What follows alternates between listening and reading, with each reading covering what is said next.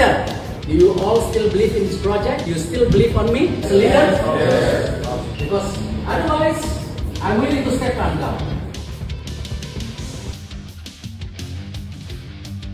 Kejutan besar di Gelora Bung Karno. Timnas Indonesia jadi juru kunci usai kalah telak 0-4 dari Jepang. Simak ulasannya berikut ini. Karir Eliano Reijenders kini terancam. Kenapa Sintayong tak memberi kepercayaan di Timnas Indonesia? Simak fakta mengejutkannya. Oleh Romi tonton laga Timnas Indonesia versus Jepang di SUGBK. Apakah ini tanda-tanda besar untuk Timnas Indonesia? Apakah foto salaman dengan Erick Thohir segera terjadi? Sebelumnya jangan lupa subscribe channel ini supaya tidak ketinggalan berita Timnas Indonesia.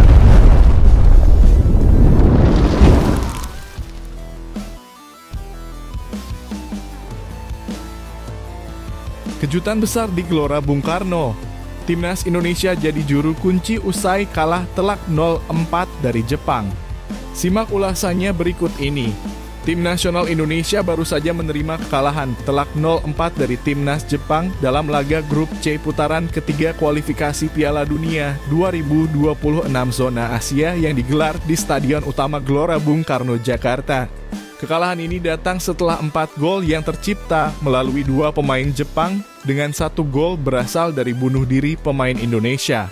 Gol pertama Jepang datang pada menit ke-35 melalui bunuh diri Justin Hubner yang tidak sengaja menyerangkan bola ke gawang sendiri. Beberapa menit kemudian, tepatnya pada menit ke-40, Jepang menggandakan keunggulannya lewat gol indah dari Takumi Minamino yang bermain di AS Monaco. Keunggulan 2-0 tersebut bertahan hingga babak pertama berakhir. Memasuki babak kedua, Jepang tidak mengendurkan serangannya. Pada menit ke-49, Hidemasa Morita, gelandang yang bermain untuk klub Sporting CP, menambah penderitaan Indonesia dengan gol ketiga memanfaatkan kelengahan lini pertahanan Garuda. Meskipun Indonesia sempat menciptakan beberapa peluang seperti tendangan dari Calvin Verdong J. Itzes dan Nathan Chuaon, usaha mereka selalu gagal menemui sasaran. Jepang pun akhirnya menutup pesta gol mereka pada menit ke-69 lewat gol yang dicetak oleh bek kanan Southampton, Yukinari Sugawara. Gol keempat ini membuat Indonesia tak berdaya untuk mengejar ketertinggalan dan memastikan kemenangan meyakinkan 4-0 untuk Timnas Jepang. Meskipun menghadapi lawan yang lebih kuat, Indonesia sempat menunjukkan beberapa potensi. Salah satunya adalah peluang emas yang didapat oleh Ragnar Oratmangun pada menit ke-9. Ia berhasil lolos dari jebakan offside dan berhadapan 1 lawan 1 dengan kiper Jepang Zion Suzuki, namun kesempatan tersebut gagal dimanfaatkan. Dengan kekalahan ini, Indonesia kini terdampar di dasar klasemen grup C dengan hanya mengoleksi 3 poin dari 5 pertandingan. Mereka perlu segera bangkit dan memperbaiki performa jika masih ingin berharap lolos ke Piala Dunia 2026. Meski kalah telak, Indonesia harus segera fokus pada pertandingan berikutnya, belajar dari kesalahan, dan mencari cara untuk menghadapi tim-tim kuat di grup yang sama. Apa pendapatmu tentang kekalahan ini? Apa yang bisa diperbaiki oleh Timnas Indonesia ke depannya? Yuk bagikan komentar kamu di bawah.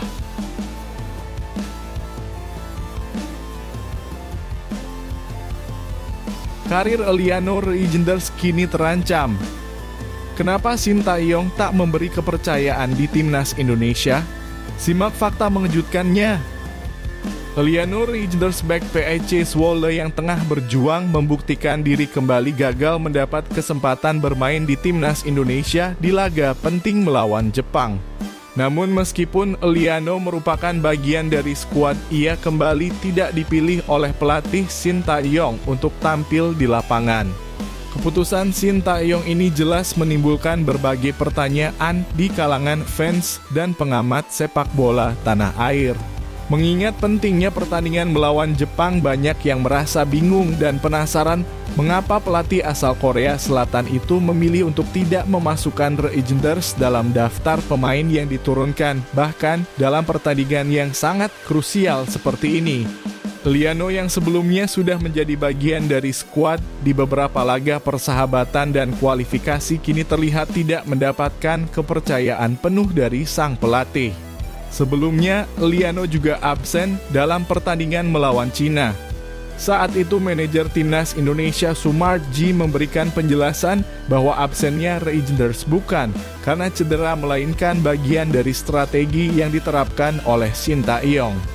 Keputusan ini cukup mengejutkan karena Liano memang tidak dikenal memiliki masalah fisik yang signifikan. Sebagai gantinya, pelatih memilih untuk memberi kesempatan kepada Kevin Dix, pemain naturalisasi lainnya, untuk tampil sebagai starter di posisi back. Keputusan tersebut semakin memperlihatkan bagaimana Reijnders yang sebenarnya memiliki potensi terpinggirkan dari skuad utama. Kini absennya Liano dalam pertandingan melawan Jepang semakin memperburuk situasi karirnya. Selain tantangan besar di timnas Indonesia, karirnya di level klub juga tampaknya tidak berkembang dengan baik. Sejak dipinjamkan ke PEC Zwolle Beek berusia 22 tahun ini kesulitan untuk menembus starting 11 di tim utama. Meskipun pernah memberikan kontribusi penting dalam beberapa pertandingan, pelatih PEC Zwolle tampaknya lebih sering memilih pemain lain untuk mengisi posisinya.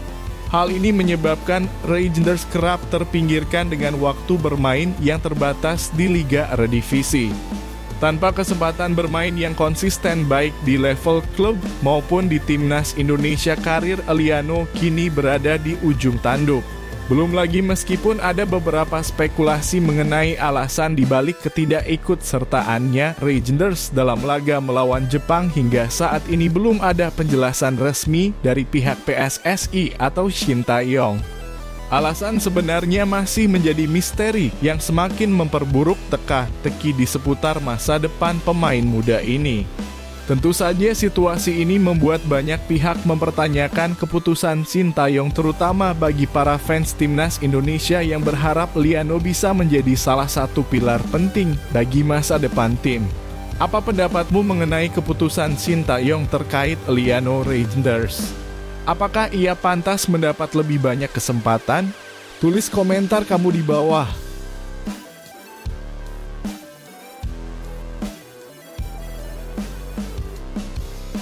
Oleh Romi, tonton laga Timnas Indonesia versus Jepang di SUGBK. Apakah ini tanda-tanda besar untuk Timnas Indonesia? Apakah foto salaman dengan Erick Thohir segera terjadi? Pemain keturunan Indonesia oleh Romi terlihat hadir di Stadion Utama Gelora Bung Karno di pertandingan antara Timnas Indonesia melawan Jepang.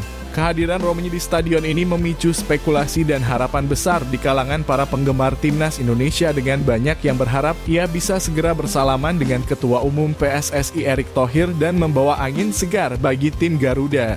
Kehadiran oleh Romi di Indonesia sebenarnya sudah cukup lama terdengar dan ia sudah terlihat di beberapa lokasi, termasuk di sebuah rumah sakit di Cibubur, Jakarta Timur.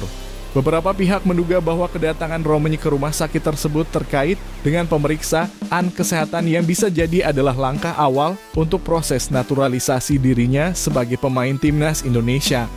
Namun hingga kini PSSI masih enggan memberikan konfirmasi mengenai hal tersebut. Pemain yang kini memperkuat klub FC Utrecht di Belanda ini memang memiliki potensi besar untuk memperkuat Timnas Indonesia, terutama karena posisi yang ia mainkan sebagai striker merupakan salah satu posisi yang paling dibutuhkan oleh skuad asuhan Sintayong. Posisi penyerang menjadi titik lemah dalam beberapa pertandingan terakhir Indonesia, sehingga kehadiran seorang striker tajam seperti Romi akan sangat berarti bagi perkembangan tim di ajang internasional. Kehadiran Romi di SUGBK kali ini tentunya menambah semangat dan harapan bagi para penggemar Timnas Indonesia. Mereka berharap bahwa kehadiran Romi di stadion bukan hanya untuk menyaksikan pertandingan melawan Jepang, tetapi juga sebagai langkah menuju naturalisasi dirinya. Salah satu momen yang paling dinantikan adalah apakah ia akan benar-benar bertemu dan bersalaman dengan Erick Thohir yang merupakan sosok kunci dalam proses naturalisasi pemain asing. Tentunya jika proses naturalisasi Romi benar-benar terwujud, hal itu akan menjadi kabar besar bagi Timnas Indonesia. Dengan pengalaman bermain di kompetisi Eropa, Romi diharapkan bisa memberikan kontribusi signifikan, terutama dalam sektor serangan yang saat ini masih sering menjadi kendala bagi Indonesia. Bagi para fans, harapan terbesar mereka adalah agar kehadiran Romeni bukan hanya sebagai penonton tetapi sebagai bagian dari masa depan timnas Indonesia. Ia diharapkan dapat segera bergabung dengan skuad Garuda mengingat kualitas dan pengalaman internasional yang dimilikinya. Bagaimana menurutmu? Apakah Ole Romeni akan segera naturalisasi dan bergabung dengan timnas Indonesia? Jangan lupa tuliskan pendapatmu di kolom komentar.